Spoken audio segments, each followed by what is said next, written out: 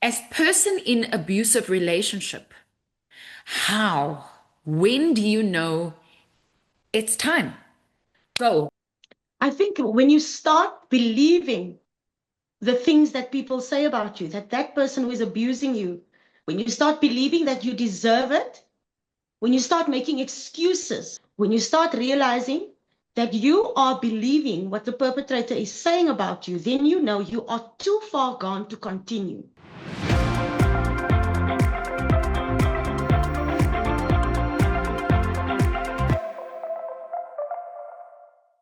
Here on Baby Brunch, we get to chat to many people, and even just setting up today's shot with our beautiful personality. Ooh, I was so excited. I realized that she wears many hats. She wears a hat of motherhood, music, purpose. She's building businesses. I'm so surprised and amazed to see how much information is online where you are singing. I'm so inspired. So, friends, Baby Brunch audience, today we're chatting to Stephanie Botman. You didn't know I could whistle, right? Uh, Tell me, how are I never you? learned that. I know my dad tried to teach me to I whistle know. How are you, like my this, friend? but I couldn't. So I just still whistle like a girl, like me. Yeah, it amazes me how girls are able to do that. I always felt like it's a boy thing to do. You wear so many hats, and even today, you let me know that you've just stepped out of what het jy vandag gedoen? Like, what was your day like? Ek kyk net het elke 2 jaar of so 'n publicity shoot because every time before your show before the show starts and before they go to commercial breaks then they say diepe water 16 Wait, I can 38 do of the wat ook I al can do the voice. Okay, wait. What must I say? volgende in diepe waters. Okay, volgende in diepe waters, and Ja, then dis and then mooi. your picture's there, right? Jou stem wat hulle gebruik. No, I'm not the voiceover artist. Oh, Ja, so wow. dan neem hulle publicity foto's vir sulke goed, jy weet. Okay. So yeah. I always get nervous because I'm not a trained poser. I'm a trained actor and singer. The Mm. rest, no. For those of you that don't know Stephanie, so I've seen her in so many different places. So Stephanie is an actor, like she's mentioned. I've seen her uplift audiences where she uses her talent of singing to help children, like literally. Like she's a role model and she's a consultant for many high school students that want to sing and be like her. Then she's also a performer and an entrepreneur. And Stephanie, I thought I want to bring you here today because you're probably the one mom that I know wat deur soveel al was al, like you've been through growing up just like me in Cape Town. Then you made it in entertainment. You have had money, loss, excitement, not excitement, joy, sadness. You've had all those emotions. Yet, when I see you and when I see you in the makeup room, like the other day, it always feels to me like you are winning and you're always so kind. So, how Thank come, you. as a mommy and as a person, it never looks like you're burdened? What's your secret? I think I learned early in my life, you fake it till you make it. And I think that has a lot to do with faith because parents are both pastors. So faith has always been part of my life. Mm. Growing up with the Word of God has always just been who I am. And then I learned that faith is the substance of things that you hope for and the evidence of things that you don't see yet.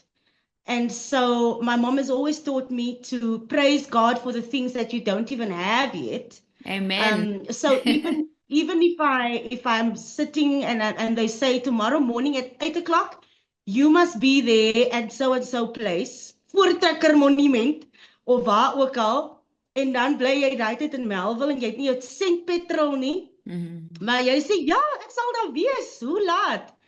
And then you're still joyful and hopeful, and somehow things just always finds a way to work itself out. So when I'm standing in a difficult situation, and I try to, and I remember the difficult times, I also remember all the good times that I went through, and then I know, okay, this too shall pass. And I think that's what kept me going all along. Well, your Yeah. smile is making a whole lot of people smile, and your faith and your strong roots and your love for God is making other people show up. And What a beautiful reminder it is, I think, for all of us to remind ourselves what we grew up in and the values that our parents have taught us. We quickly need to say thank you to our support. Without them, this wouldn't be made possible. Thank you so much for all your support over the years. We want to say thank you to Epimax as well as Curaprox. A big thank you to our support, Epimax Baby and Junior, also to Curaprox and Jacaranda FM. So wait a minute, if you're a pastor's child, right, then jy moes groot geword met die coaches. Where in Cape Town are you from? Because I couldn't even remember, like, us I'm even from talking Bellville. about this. Yeah, I heard on the radio the other day that you are, where in Cape Town are you from? So we grew up in Ravensmead, and then eventually we moved to Ravensmead. Bellville. But we praise the Lord in Elsie's River, né?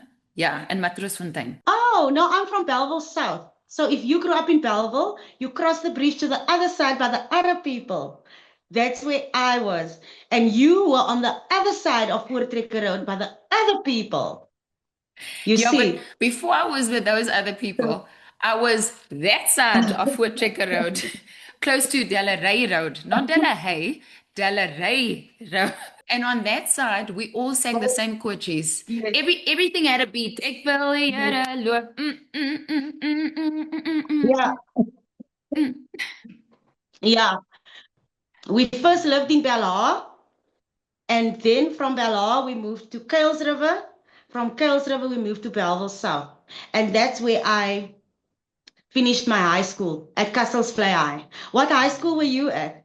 So I went to Ravensmead High for 1 year, 1 year, and then I went to Para High School. Still today, I do a lot of visits, and I think my home is in Matroosfontein because that's where the people that prayed for me and that pray for me Yes. until this day, I know that. They Yes. are all in Yeah. Matroosfontein in the church that we grew up in. So, I mean, I have a very strong connection to Matroosfontein, Ravensmead, because I live there. And then, funny enough, not Bellville, but more like Parow High School and Stellenbosch, because that's where I did my tertiary, and then, the high school and Okay. tertiary. Yeah. So, I mean, Okay. I thank God. This is a blessing. I thank God that the people that I grew up with, the people that then prayed for me before I became Ilana Africa Bredenkamp, that those people are still in my life. So if you're still in my life today, you know that you're still in my life because you prayed for me. Yeah. Yeah. Yeah. That's exactly my experience as well. The church groups, I'm not a group leaver. It's very difficult for me. So I'm still in the church WhatsApp groups on that side, and I still get all the notifications and the prayer requests. And those are the people that pray for me. And my mom will always say, "Julle moet nou bid vir Stef, sy voel nie lekker nie en sy moet nou gaan sing." Mm. En dan kom jy gebede deur en yeah, so that's what keeps me rooted and grounded. Talking about being Yeah. grounded, I mean, we know you as a mom, and I have never, I'm not very good on social media. Like I don't go and troll people, so I've never seen your babies. And then you're this businesswoman, and you've got all these different chapters about yourself. But if you had to, outside the deeper water, Steph, and the one that we see on stage, and the one with the glamorous hair and the beautiful lipstick and that gorgeous makeup that you're wearing, if we had to talk about little Steph, who are you? Like, where are you? I'm in my mom's kitchen in Bellville South, pretending to have lots of cameras around me, always in a cooking show. Ek bid vir hy cooking show om nog waar te raak, weet jy. Ek is nog nie 'n goeie kok nie, maar I can fake it. You know what I mean? So I always used to, as my ma gesê het, as sy bel huis toe, julle moet die rys so lank opsit. Then I have the camera ready there. There's no real camera, but a glass or whatever in my imagination.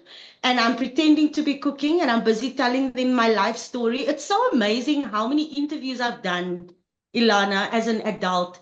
But I think I did more as a child in my imagination. Wow. My parents, in our homes, there was our toilet and my mother's toilet. But my mom's toilet was always bigger than our toilet. So I used to sit in her toilet all the time. And sing. And pretend and sing. And before I sing, I would just speak to the audience and say, thank you. It's such an awesome opportunity for me to be here. And just pretend, and then I would tell them about, but it's so funny that I never spoke about my husband. I always spoke about my kids. Should have prophesied better. But anyway, so I would always say I've got two beautiful children. I never said the names though. And I would just tell them about this amazing life that I have. And I roep my ma, Stephanie, maak klaar, jou pa wil badkamer toe kom. And then I say, okay, thank you so much. It was awesome being here with you. Until the next time, goodbye. So that was me as a child, a wild imagination. And never did I know that this is where I would end up. And then a lot of things happened in my life that made me think that was just a dream. Until one day it wasn't anymore, and I was living that dream. We speak so beautifully about prophesying, and I know you were joking when you said you never mentioned the husband and you should have prophesied about the husband. But if you look at the life, right? I quickly want to tell you this because dit sluit so aan by wat jy nou sê. My parents saw our neighbor the other day, right? So our neighbor growing up. So when we moved to Bellville, we had that big bathroom, the one big bathroom that you could bath in, and that was where I would sing. Yeah. And I would hit these Okay. high notes as a kid, you know. And I was like 16 years old, and then I would sing in the bath, and it was like my safe place, and that's where I went to, like, I don't know, debrief the day. And then my daddy said to me, Lance, the other day I saw our neighbor from then, and she said our bathroom window was across her kitchen window, and she used to hear you sing as a child. And you know what? For a moment there, Stephanie, I thought to myself, why aren't we reliving these moments when we were so happy, right? Singing in the toilet and in the bathroom, or pretend being interviewed. We should relive those moments because guess what? Even though your mom said, Stephanie, kom die kar weg, of wat ook al, kom uit die badkamer uit. Or even though my neighbors didn't mind, you know, they would open the kitchen windows. It was actually a very cool time. And you realize that there are seminars being held to teach people how to speak into their future by pretending. And we did that. Yeah. We did that naturally. So it's really a concept that we should use more often as adults. We forget about speaking to ourselves in the mirrors unless you go for this crash course life coaching session where they actually actively activate that again in your brain.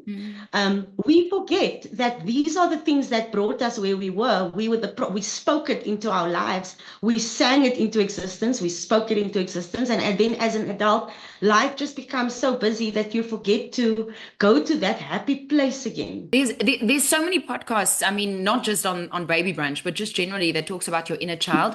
And that seminar that you're talking about that manifests giving yourself that high five, Mel Robbins wrote a whole book about how to high five yourself. Yes, it actually exists. Wow. So you are right. Wow. Perhaps it's time that we do go back to that time of dreaming and singing and speaking things into existence.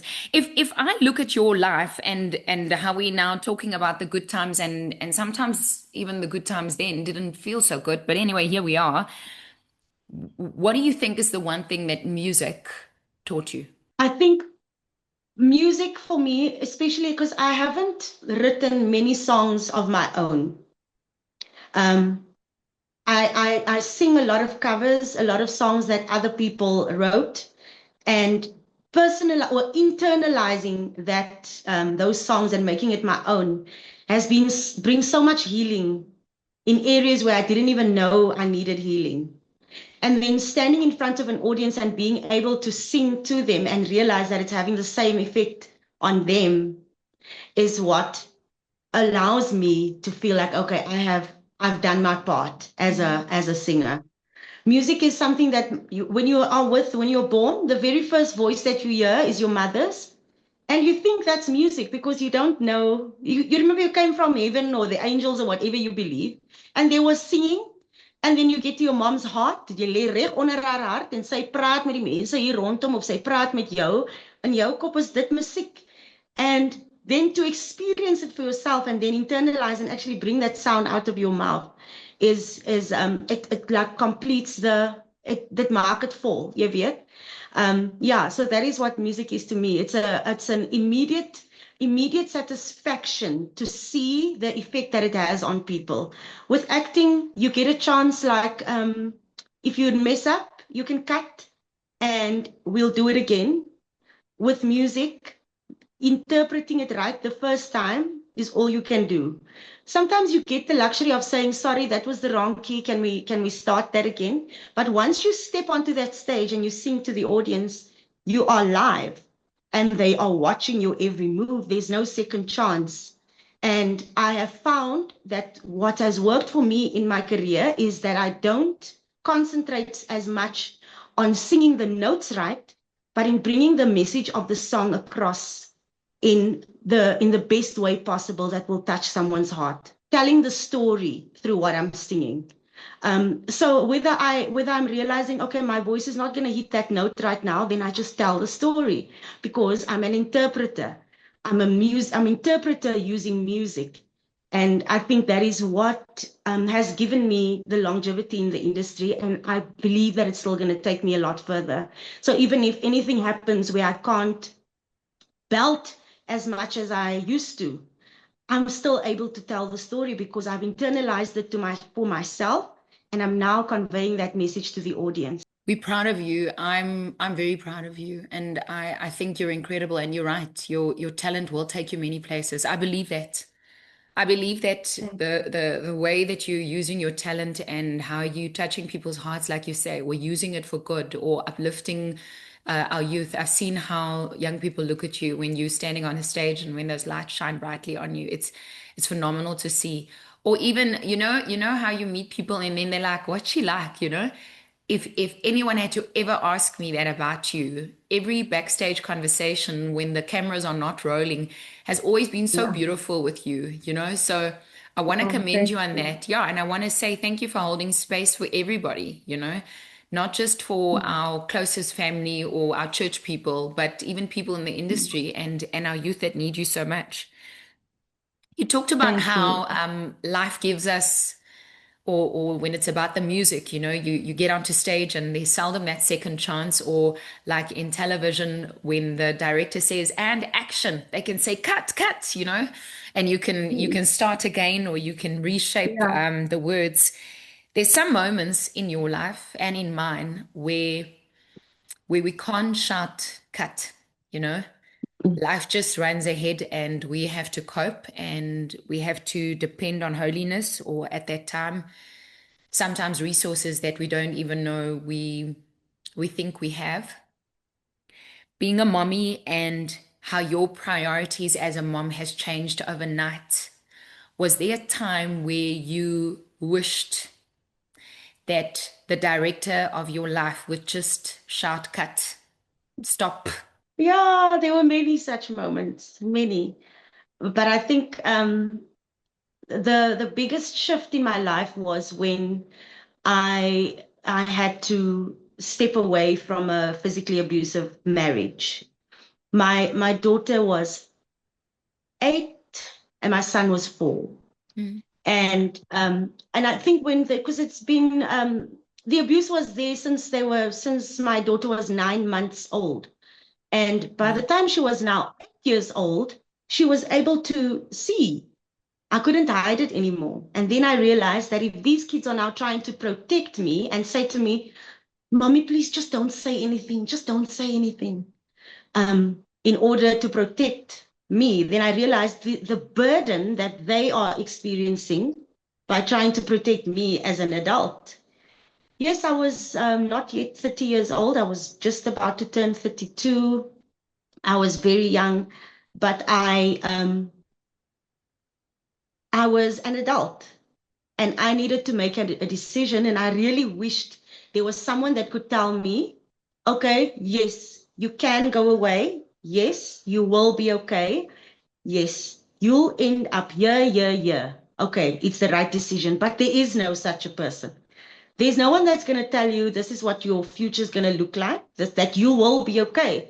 At that moment, all you're thinking is, I don't know if I'm making the right decision. Walking away from the only home that my kids have ever known. Ending up in front of a police station with only our clothes around us and black bags and our clothes wrapped in duvet covers. Duvet covers that you gooi alles daarin. And then you make a tie. And standing there, I think we got there about 7 o'clock on a Sunday morning. And by 6 o'clock that evening, the police said, well, we are changing shifts now. You need to decide where you're going. And that time, my parents are all in the Western Cape. I have no one in Joburg with me, nowhere to go. None of my varsity friends, none of my active friends, because by then I was already done with my studies. I just haven't yet started in the industry, and I thought that I would never. And to be able to by 6:30 that evening go through my phone, because now it was getting dark, and I managed to call one of my friends. Her number had not changed over all these years. She was with me at varsity. And I called her and I said, this is my situation. I know I haven't spoken to you in so long, but are you able to help me? I'm standing at so-and-so place. And yes, please come. And yeah, the rest is history. But I mean, at times like that, you wish there was just someone that could say, okay, cut, let's redo this. Let's take you back to where you were at university before all of this happened. And you end up starting your career with the rest of your friends. Don't go on that route, go in this route, you know? But then I wouldn't have had my beautiful children, and I wouldn't have so much dearness for someone who's going through. Yeah. Ek weet nie hoe sê mense dit. Daar's veerkragtigheid, determination, strength, courage, bravery. But also empathy for someone who's Who's struggling going to through the same leave. thing. People are so judgmental. They say to you, oh, it's so easy, just go. And it's not that easy if you've got four little eyes looking at you. You know what's interesting? I've heard you speak to me about this before, right? And I get sad every time. And then I thank God for where you are right now, because you have blossomed and you are incredible and you've achieved. And a lot of the time, we're actually just going through what we need to do on that day. And we don't get to tell these personal stories when we are all backstage, right? But immediately, there's two things that comes up for me right now. If you had to say something to that friend, right, that came to fetch you and the babies at the police station that night when you were stranded, what do you want to say to her? Let's start there, because I have another question. Thank you for saying yes and for saving my life. Thank you for not being selfish and saying, it's a Sunday evening, I'm at home, I'm sorry, I can't help. Thank you for saying yes. Ooh, julle.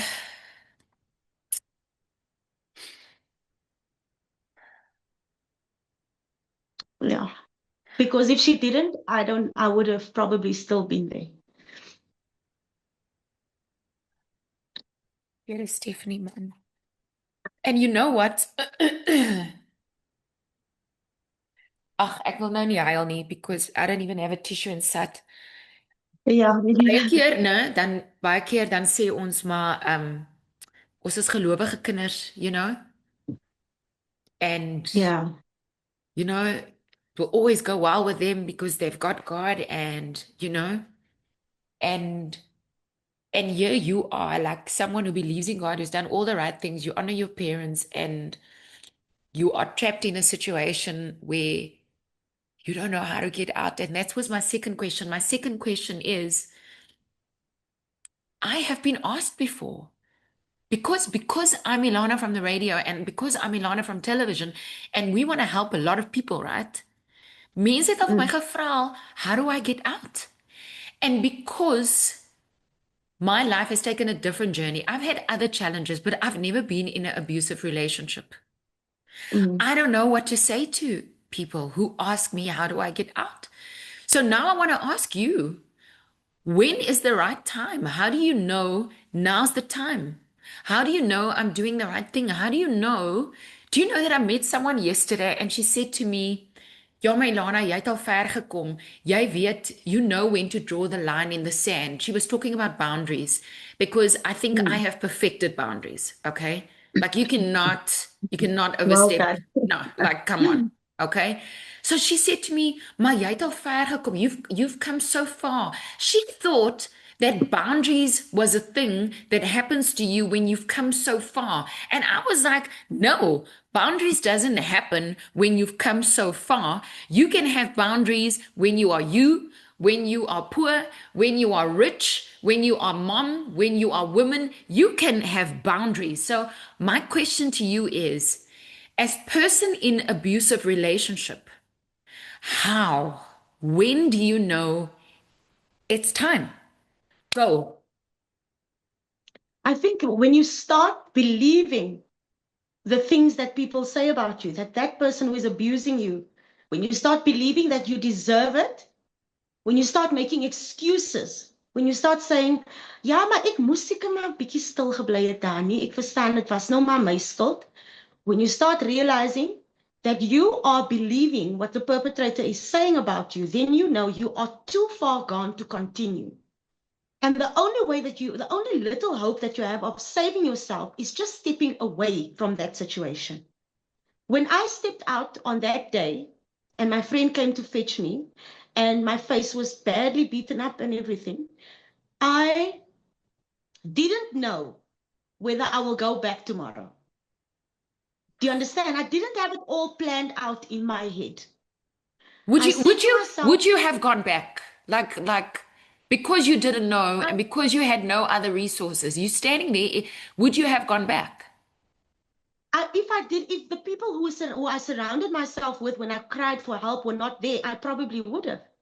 There was a time when for that very next week, my parents came and they fetched me and they took me to their house in the Eastern Cape.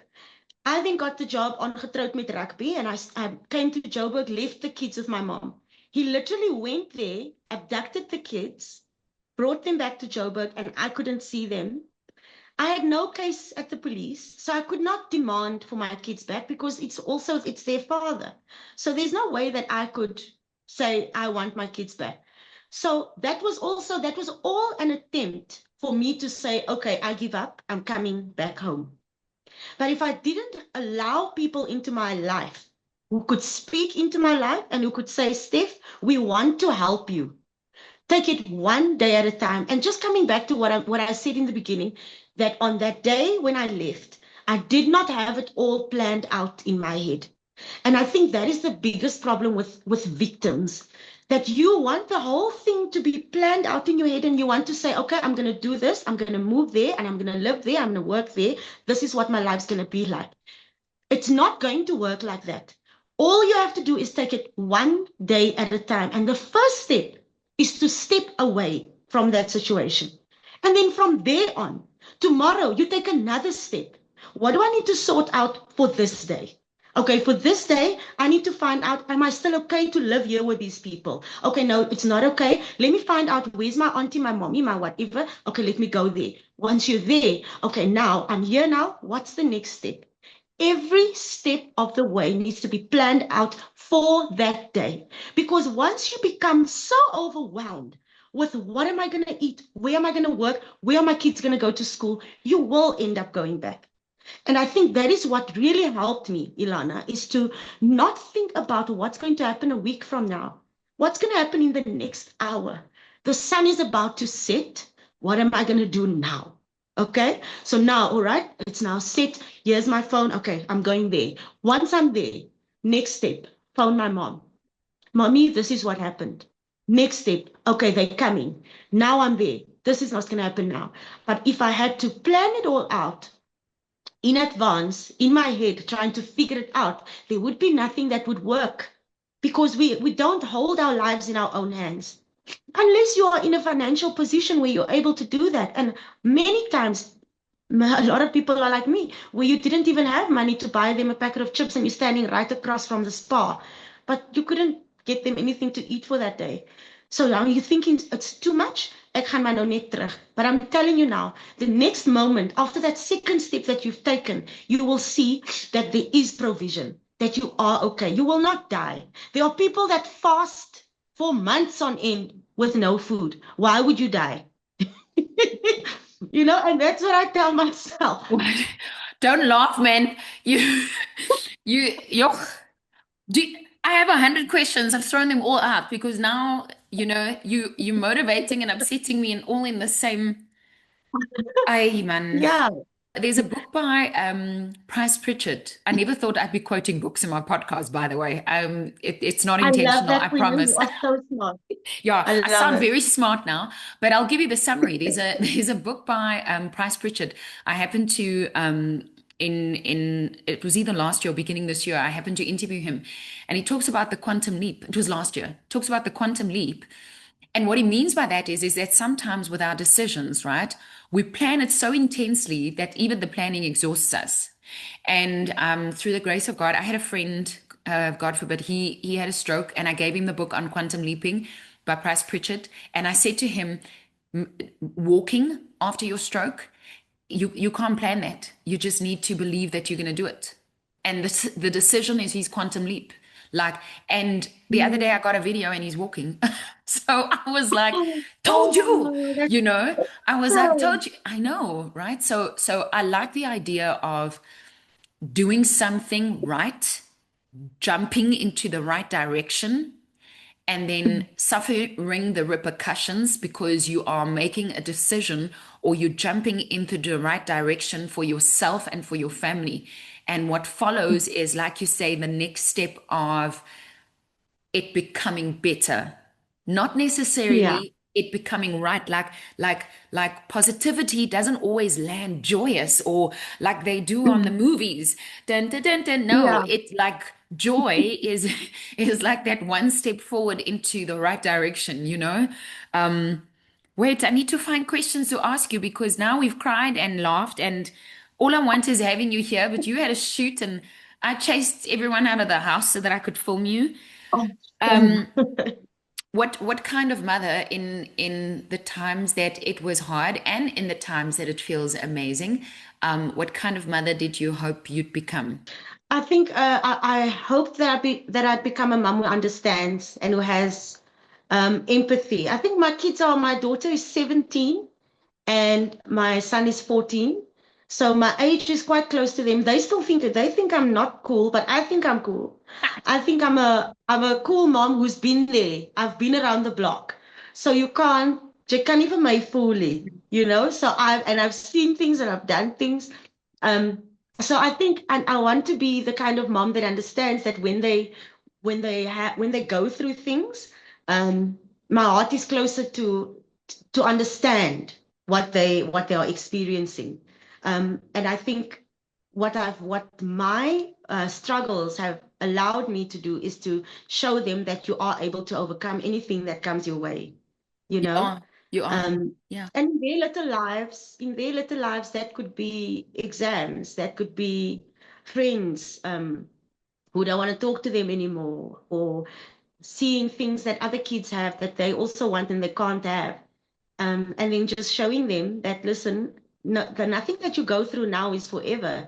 Please remember where we came from and how life has changed. So this thing that you want now, you might not have it now, but if you work hard enough, you will. Um, because that's the only experience I have. I've also a story that I like telling is that when we now, after everything that's what we've been through, and now we're living in the burbs with uncapped Wi-Fi and all that, And and dogs. then Do you have one day dogs? Do you have here's pets? a beautiful dog, Kinky, gorgeous. Oh. Uh, yeah, so with all that, and then if then they start complaining, Mommy, why is the Wi-Fi off? Why is the sê ek, Mm. okay, klim gou hier in die kar. Ons vat gou 'n drive. Ons vat gou 'n drive, and then we drive through. I don't want to say the name, but yeah, Mm.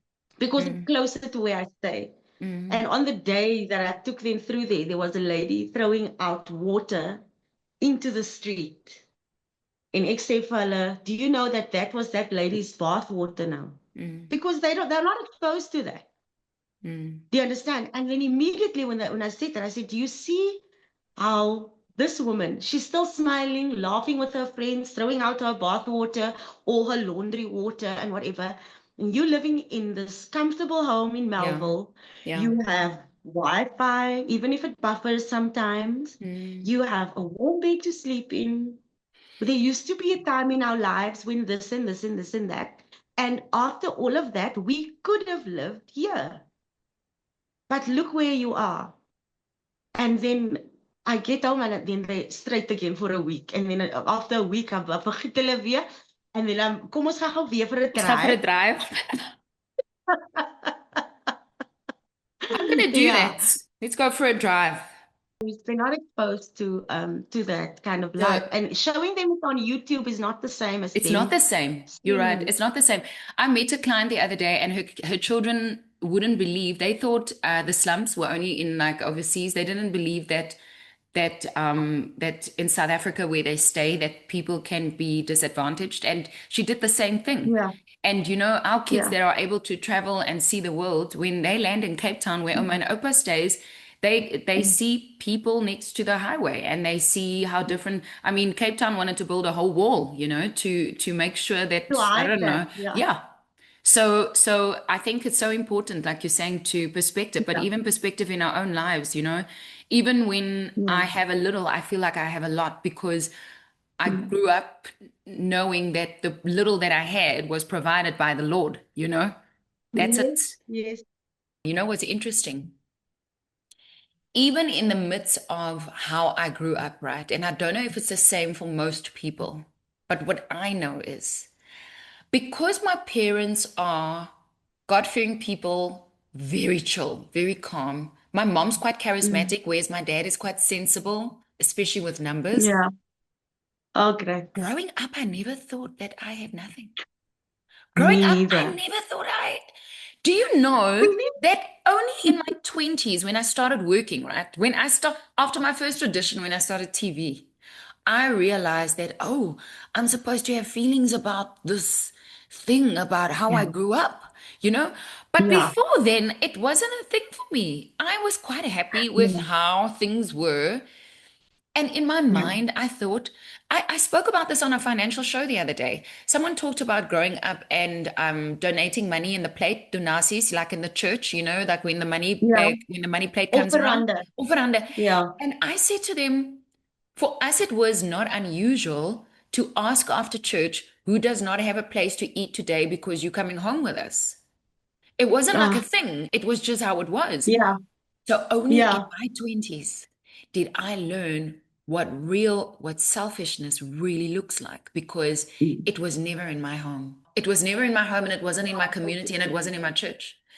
And Yeah. that Yeah. emotion of like you can't sit with us. You can't have, you know, mine. I learned it very late, much later. Much Yeah. later. Yeah. Yeah. And it's still an And emotion then, that doesn't it's sit like well with me. Yeah. it's a rude awakening. It's like adulting 101 that no one taught you if you grew up as sheltered as we did. Mm, Then when you get to the reality of what adulting looks like, which is not supposed to look like, but that's the reality. right. It can really shock you. If you're leaning over your wife's shoulder and you just logged into this podcast and you're wondering what is going on here, it started out as ek het net gepraat met 'n sangeres en 'n kunstenaar and I wanted to chat to an entrepreneur and a mom. But instead, we got resilience, veerkragtigheid, how to get up, how to make the next step. How sometimes when we dream, right? It doesn't have to all be planned. You can dream and take the first step, that quantum leap, and it will work out. As a mom, sometimes a single mom, sometimes as a working mom, sometimes as an entrepreneur, how do you prioritize? I don't want to use the word balance. I sometimes find that the word balance leaves me feeling unfair. So I want to talk about Mm. priorities. What do you prioritize as a mom who has to wear all those different hats? Uh, Ilana, I think as a single mom, I have to be honest. Not that I don't prioritize my kids, but unfortunately, I'm all they've got. And that is why you see me all over the place. You see me singing, not dancing, acting, radio hosting, and I mean the mom guilt, the guilt, I slut feel because Mm, it makes you feel that you are not prioritizing your kids. mm, But what I've learned to help me to cope, and it might be, I don't know, bluffing myself, is that me prioritizing working for my kids is me prioritizing my kids. There are opportunities that my kids might miss out on if I say I have to be at home and take care of them. I can't work as hard as I am. And I think God has really blessed me very emotionally mature kids. My mom always says to me, you must remember, your journey is your journey, but these two kids also have their journey, and whatever is happening to them is also molding them. And I think that, yes, my negative experience molded them into these wonderful young twins that they are, because they are so understanding. They are so supportive. I am doing the midnight shift on RSG every Thursday night. And they are so in tune with my schedule. They know, okay, so from 4 o'clock on a Thursday, mommy's not going to be at home and we'll see her the next morning. And then they're happily home alone. And I come back and the dishes was washed and they are showered and no one needed to say anything. They just help me to be able to feel as if I'm coping as a mom. Whereas I'm just busy taking the one hat off, wearing the other, in order to make sure that at the end of the month, I'm able to buy the things that needs to keep them alive. So in those moments, you can feel that you're not prioritizing your kids, but you are. You are. And there will come a time when you are able to sit down and just be. And I thank God for the mornings that I get to drop them off at school, where we can sit and chat and pray in the car and say, "Wie het nog gister gebid? Okay, Simflies, jou beurt, bid. Okay, Thomas, jou beurt, bid. Okay." And yeah, it's just like, it's those are the special moments and the small moments. But then I only get home again after they are in bed, and then can sometimes make you feel like, yo, I'm not a good mom. But what you were doing in that day was all for them. So yeah, that's how I prioritize. I cannot say I have to do only one thing and be a mom. That is me being a mom. Well, with all your different hats, you wear them so well. Thanks, Ilana. You wear them so well. Thank you. I did not Thank think that you. this is how we were going to spend this evening together, my love.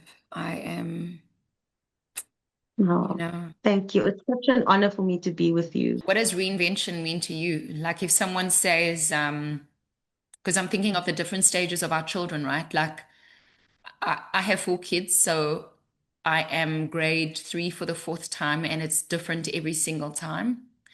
And Mhm.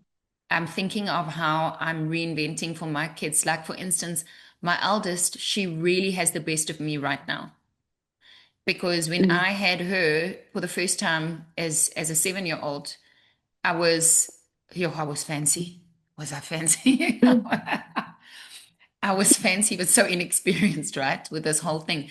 So reinvention for me means, wow, right now, like as I'm sitting here, I feel fit. I feel like I've got most of my stuff together, you know. I feel wiser in my 40s. And I'm on top of this menopause thing because I showed menopause, okay, like that I'm going to take it to the gym. So that for me is reinvention. Like I feel like I can touch it. What is it like for you? Sure, that's a difficult one. Mm-hmm.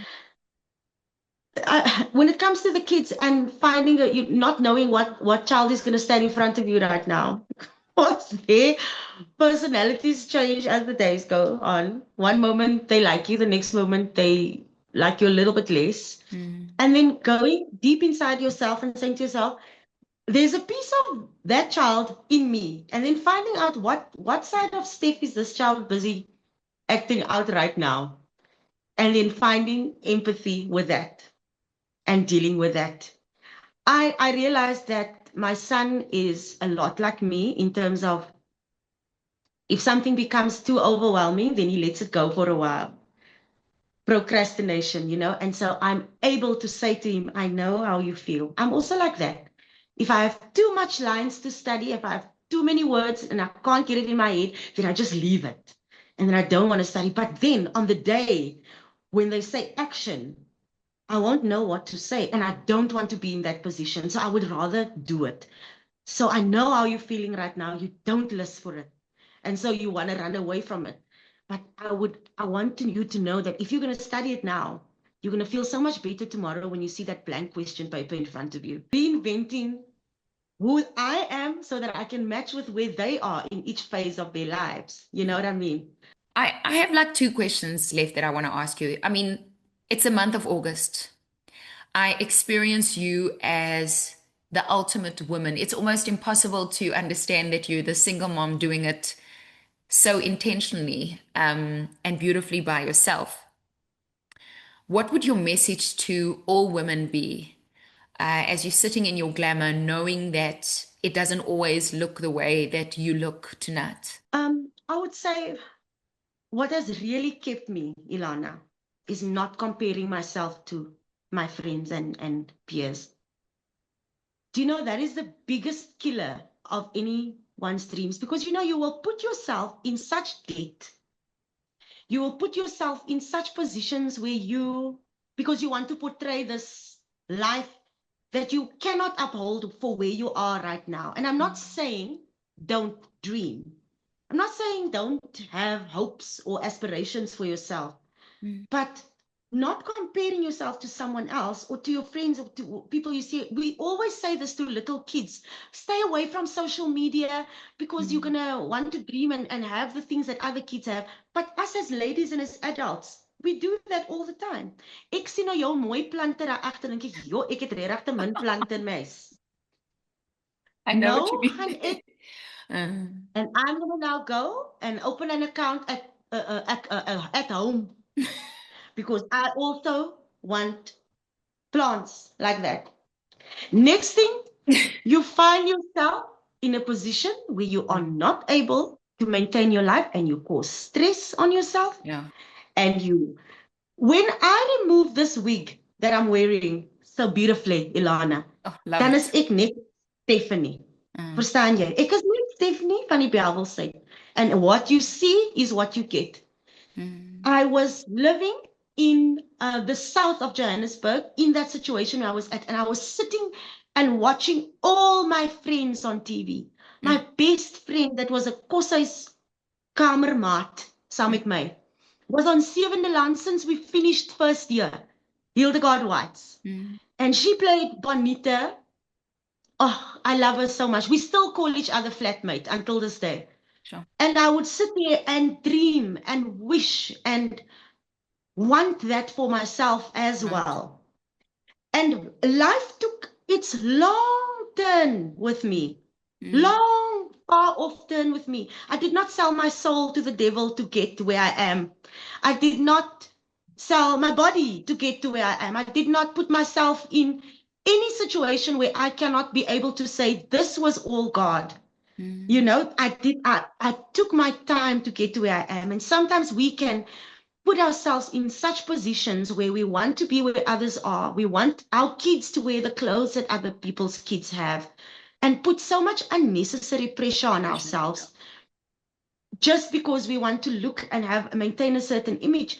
But then those things that you are maintaining is like that you are grabbing on is like candy floss that can disappear in your mouth just like that.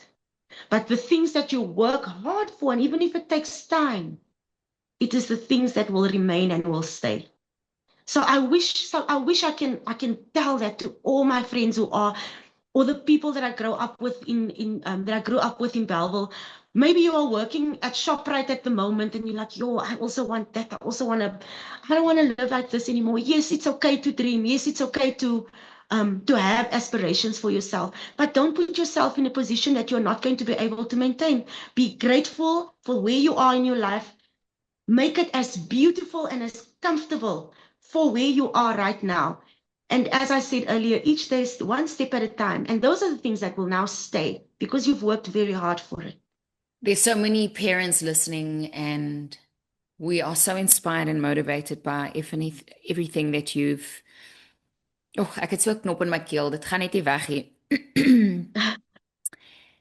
I want to talk about this month and some of the things that you'll be doing on stage, because here's the thing, on radio and on TV, we don't get to see this Stephanie, you know. I feel so blessed that I got to see this now, because even when we work together, there's 5 minutes of quickly catching up, you know. Yeah, We never get to so talk cool. like this. So So Yeah. thank you for your time, you know. Thank you for reminding us that motherhood doesn't have to just be dreams, that there's deeper purpose for yourself as a mom and as an entrepreneur and as just a human. That if we want to dream, then we can just honestly follow our hearts. And if we're in a tricky and abusive relationship, that we don't have to plan that much, that we can just make the decision and take it step by step. And so while I'm listening to the story that you've written beautifully with God and where you are, sure, we wish your children such an amazing life and for you as well. May God bless you in Thank every you. position in your life. Where are you performing this month? So I'm going to be at the Calvi Feest. That's in Hermanus. In the middle of August. I cannot remember the dates, but I will send them to you, Ilana. We'll make sure we'll post them. Yeah. Please, please, please. Yeah, so I'll be doing a show called Uit die skatkis van ons musiekverlede. My vriende sê altyd vir my, "O, Stephanie, jy is die gesig van versoening tussen die nasies." Sê ek, "O, dankie as julle my so sien. All I'm doing is trying to survive. And all I'm doing is just living out my love for music. And I have a big love for Afrikaans music. Okay. And I'm grateful for the platform that CakeNet has set for me, because that's where I started acting for the first time. And that's my following and my audience. And so they enjoy seeing me singing in Afrikaans. So this show, 'n Skatkis uit ons musiekverlede, is me singing songs by Joy. Come with me down Paradise Road. That's where I start the show. And then that is the golden thread that runs right through the show. And along that journey, I pick up songs by Sonia Harold, Min Shaw, Mynie Gerweer, Lorika Rao. And I sing music by these South African legends, PJ Powers. And somehow we are all connected as women. And it's such an honor for me to be able to sing the songs of these legendary women who has shaped us and tells our stories. So that is what Skatkis is about. And I'll be showing that in at the Calvi Feest in Hermanus. And then there's a one-woman show that I'm also doing called Wirt. And that will be on the 23rd of August at the Atterbury Theatre in Pretoria. That's a bit closer to home. Mm-hmm. And that show is about me and my life. And some of the stories that I told you here today, I chose not to talk about the abuse in the show, because it's a story about what shaped me. And I don't believe that your negative stories are the only things that shapes you, you know. There are stories about me growing up in church, stories about how I came to look the way I look, speak the way I speak. Growing up in Cape Town with gladde hare kinders as my friends, and then me with my cruise hair.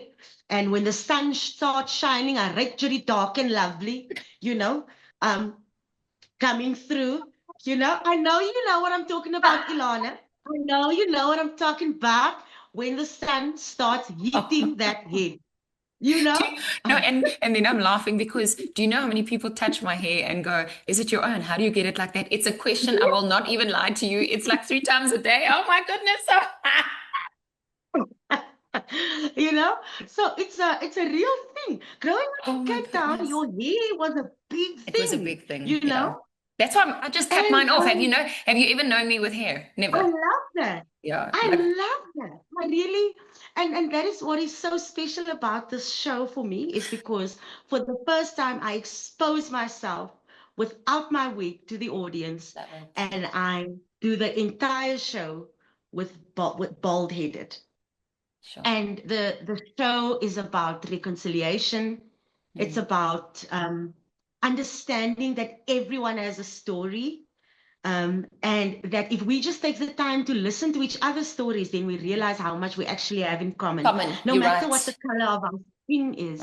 Just because you're white, I'm black, you're colored, or you're mixed, or whatever you choose to call yourself, we are all connected in some way. And that is what Wirt does. I have had such great responses from audiences where they say, "I forgot about this story in my life, and listening to you just brought this back." Reminded me. Nothing that happens in our life is by chance.